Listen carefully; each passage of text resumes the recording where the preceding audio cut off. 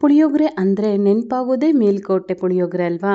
Hi all, ಹೇಗಿದ್ದೀರಾ ಎಲ್ಲರೂ? ನಾನು ನಿಮ್ಮ ಪ್ರೀತಿಯ ನಮ್ರತ. ಬನ್ನಿ ಇವತ್ತು ಪರ್ಫೆಕ್ಟ್ ಮೆಜರ್ಮೆಂಟಲ್ಲಿ ಮೇಲುಕೋಟೆ ಅಯ್ಯಂಗಾರ್ ಪುಳಿಯೋಗರೆನ ಹೇಗೆ ಮಾಡೋದು ಅಂತ ತೋರಿಸ್ತೀನಿ. ನಾನಿಲ್ಲಿ ಸ್ಪೂನ್ ಲೆಕ್ಕದಲ್ಲಿ ಮೆಜರ್ಮೆಂಟ್ ಹೇಳ್ತಾ ಇದ್ದೀನಿ. 1 ಸ್ಪೂನ್ ಮೆಂತ್ಯ, 1 ಸ್ಪೂನ್ ಸಾಸಿವೆ, 1 ಸ್ಪೂನ್ ಕಾಳುಮೆಣಸು, 4 ಸ್ಪೂನ್ ಜೀರಿಗೆ, 8 ಸ್ಪೂನ್ ಧನಿಯಾ, ಹಾಗೆ ಒಂದು 20ರಷ್ಟು ಕರಿಬೇವು, 16ರಷ್ಟು ಒಣಮೆಣಸು ಹಾಕಿ ಚೆನ್ನಾಗಿ ಹುರ್ಕೋಬೇಕಾಯ್ತಾ.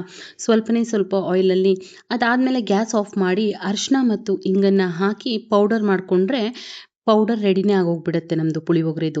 ನೆಕ್ಸ್ಟ್ ಇನ್ನೊಂದು ಕಡೆ ಆಯಿಲ್ ಇಟ್ಬಿಟ್ಟು ಅದಕ್ಕೆ ಸಾಸಿವೆ, ಕಡಲೆಬೇಳೆ, ಉದ್ದಿನಬೇಳೆ, ಶೇಂಗಾ ಹಾಕಿ ಫ್ರೈ ಮಾಡಿ, ಅದಾದಮೇಲೆ ಸ್ವಲ್ಪ ಗೋಡಂಬಿನ ಹಾಕಿ ಫ್ರೈ ಮಾಡಿ, ಕರಿಬೇವು, ಒಣಮೆಣಸು, ಒಣ ಕೊಬ್ಬರಿ ಹಾಕಿ ಚೆನ್ನಾಗಿ ಫ್ರೈ ಮಾಡಿ, ಅರಿಶಿನ ಇಂಗನ್ನು ಹಾಕಿ ಫ್ರೈ ಮಾಡಿ ಸೈಡ್ ಎತ್ತಿಟ್ಕೊಳ್ಳಿ. ಯಾಕಂದರೆ ಅದಕ್ಕೆ ನಾವು ಏನಾದರೂ ಹುಣಸೆಹಣ್ಣಿನ ನೀರು ಹಾಕಿಬಿಟ್ರೆ ಕಡಲೆ ಬೀಜ ಎಲ್ಲ ಸಾಫ್ಟ್ ಆಗೋಗುತ್ತೆ.